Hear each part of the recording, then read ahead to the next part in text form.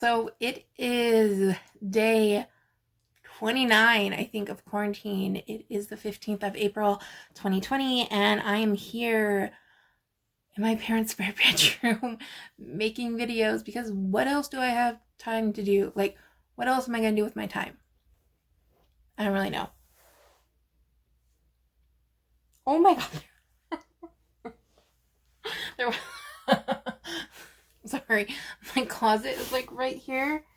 And all of a sudden, like, a cat just came out of the closet. I was like, what? So, yeah, there's a cat in my bedroom now, so I'm gonna go let him out. Okay, the cat is out of my room. But I just wanted to talk about, I think something I don't talk about a lot, but it's coming up more and more. Not necessarily online, but among friends, because they don't know it. But I want to talk about my GED. And why I got my GED, kind of my bullying story through school. If you're not interested, sorry, but I think it's something that should be talked about. I think people get bullied a lot and it's not talked about enough. Everyone knows it happens, but no one, like, I don't know, I just feel like it's not talked about enough. So that's what I'm gonna do. As I said, I have my GED. I got my GED when I was 16. Yes, 2011. Yes. Math is hard for me, guys. I'm literally struggling so hard in my math class right now. And it's math for liberal arts. It's the easiest math class at my college for humanity majors, and I'm still struggling. Like, I'm in ministry. Why do I need to know this? I know why I need to know it, but still, it's hard. um, yeah, so I got my GED when I was 16. I actually, a little side note, I went to go take the practice test at the community college by my house, and they gave me the college placement test because they weren't paying attention. And so I took it, and I was like, okay, will I pass the GED? And they were like, what? This is college placement. You placed all in like college level classes. I was like, I can't take college classes yet. I don't have a high school diploma or a GED. And they're like, oh. So I took the GED. I didn't study for it. Probably should have, but I got good scores and I got my GED, and then went on to take community college classes, which gave me enough credits to transfer into a university without actually having to take the SAT or ACT, which was great because I just didn't think I would be able to do it. I didn't have the confidence in myself. I also hadn't been in school since I was about 14. I hadn't actively been in school learning. So I've always been a little behind in like biology and math and science because I just never took those classes. And those are classes you really need to take to learn to go up. So that's been a little hard being at university, trying to find a science class that I will be able to take and understand and grasp, having never taken even like high school biology. But I didn't take that because I was being bullied. So if we backtrack to middle school was when it really, really began really, really bad. And middle school was probably the worst, only because I wasn't in high school enough to let it get worse than middle school. But it's interesting because I also have some of my favorite memories and my closest friends from middle school. I have a group of friends I still talk to this day. One or two of them went to the same elementary school as me, and then all of us went to the same middle school. We kind of split and went to different high schools, but we've stayed close. I've been able to attend some of their weddings. Every time I'm in like home, we get together, except for now because of this pandemic. And it's been really great to have those core friends that have seen me grow up, and I've seen them grow up, and we still stay close. I've got like 3 Snapchats unread right now from them. So that's really great. But I was also really, really bullied. And it was at that awkward age where no one knew what to do. We were still kids. We were 12, 13, 14. And it was really bad. And it was always for my weight, which astonishes me now because I look back at pictures and I was maybe bigger than some of the girls, but I don't think it was like me being big. It was me going through puberty faster than a lot of them. I started wearing like a sports bra when I was like 9 or 10. So like I just have always blossomed sooner than other girls. You can see I started getting hips and boobs before the other girls. I have big boobs. I always have. I blame my mother and my grandmothers and my aunt. It is just part of being a woman in my family. But I didn't see it that way. And it was really bad in 8th grade. 7th grade was really, really bad. And 8th grade got even worse because that's when I started dealing with my depression and my bipolar disorder was becoming more relevant. I wasn't diagnosed yet, but I was definitely showing symptoms. And this is when I started my eating disorder. I thought if I lose weight, the bullying's gonna stop. The quickest way to lose weight is to just not eat. So that's what I did. Because it was hard to be walking down the hallway by myself and have people say comments and then go to class with all my friends and have a great time. But there would also be times when people would attack me around them, and them also being 12, 13, 14, not knowing what to say or do. And so I don't hold it against them. We were all just kids. And so like, how can you expect like a 12-year-old to defend another 12-year-old when really an adult should be the one stepping in for something like that? Well, that's a whole nother story about how some of the adults in my school like totally dropped the ball, and I don't know. But it was really bad.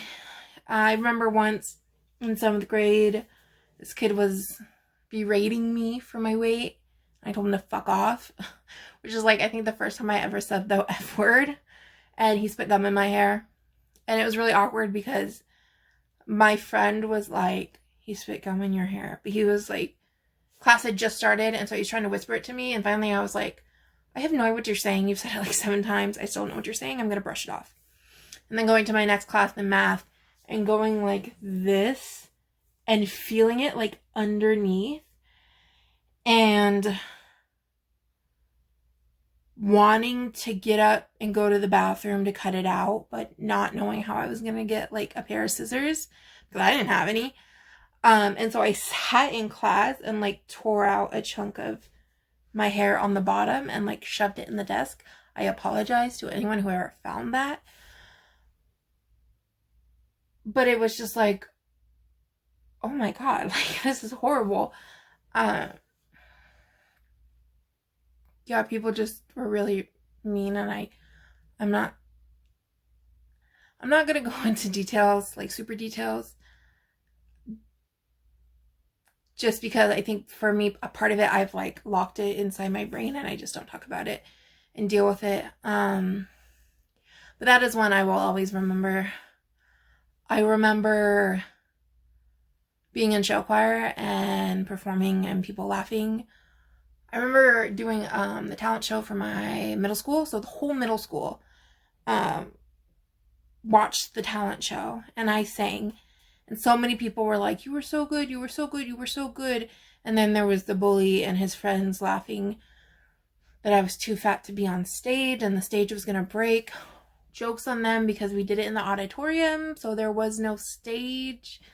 Like we did it not in the auditorium, we did it in the gym because our auditorium was too small for everyone at the school. And so like looking back, that makes no sense. Like he's an idiot. But in the moment it was like, I felt so good. I'd never sung in front of people before. People were saying I was good. And then all that just like took everything. So that's what was going on in middle school. So we get to high school. I'm actively starving. I'm self-injuring. I'm depressed but hopeful. And I don't know how else to explain it. But at this point, I've never had anxiety ever in my life. And so high school is good. I really am loving my like AP college level English class I'm taking. I'm enjoying the choir I'm in. It's a lot bigger. I'm enjoying just being in high school. And the bullying was just continuing, and someone I thought was a friend started doing it, and we all hung out as a friend group, and then she would say something and everyone would go quiet and no one would know what to say. And then we would just change the subject and keep talking. But like, she actively did it multiple times a day, and it was really hard to have a friend suddenly start doing that. And I don't even know what triggered it, but I was walking to the bus stop. I took the bus to high school, and I'm standing at the bus stop with my twin, and I start thinking, my parents' dog, I can't breathe. And so the bus rolls up and I can barely speak. And I tell my sister, I'm not getting on the bus. And she gets on the bus, it drives away. I think I must have had a look on my face, because the bus driver, I think they're technically, you can't, once you're at the bus stop, you can't just not get on the bus. But he let me leave and not get on the bus. And so I'm basically running. It's only like half a block from my house. And I'm calling my mom because she's on her way home from work. She worked the night shift. And saying, I can't breathe. I can't breathe. I'm crying. When I have a panic attack, I always cry. And I don't know what's going on. My poor little sister is still at home because middle school started after high school, like time-wise. And so she's waiting for my mom to get home to take her to school. And I just come in the door saying, I can't breathe. I can't breathe. She doesn't know what's going on. I don't know what's going on. No one is home right now. It's like the rare hour that we're home alone. And I just go in my room and collapse on my bed. And that's when it started. And like from that point on, I couldn't go to school. I couldn't. And at one point, I couldn't even leave the house. And it was really bad. And I don't even know what made it better. I think I started taking a medication that I'm still on to this day. It helps great. I started doing therapy, and I was able to get my GED and go straight into community college classes, which I loved because it was with adults, and I felt safe around adults. I did not feel safe around people my own age. And then, like I said earlier, because of that, I was able to transfer into a university. So yeah, that's my middle school, high school bully story.